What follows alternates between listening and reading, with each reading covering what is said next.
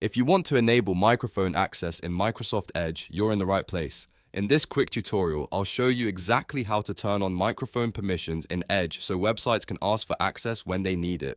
This is useful for things like video calls, voice typing, online meetings, recording tools, and any website that needs to use your mic. If this video helps you out, make sure to hit the like button and subscribe for more simple tech tutorials.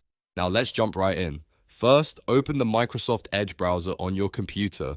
Once Edge is open, look to the top right corner and click the three dots menu. From there, choose Settings. This will open the main settings page for Edge, where you can control privacy, site permissions, and browser behavior. On the left-hand side, find and click Privacy, Search, and Services. This section contains the security and the permission controls that affect how websites interact with your browser.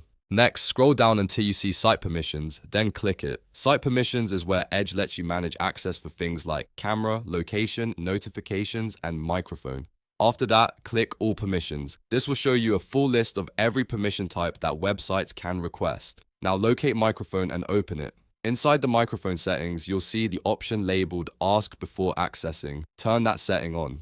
When this is enabled, Edge will ask you before any website can use your microphone, which gives you better control and helps prevent unwanted access.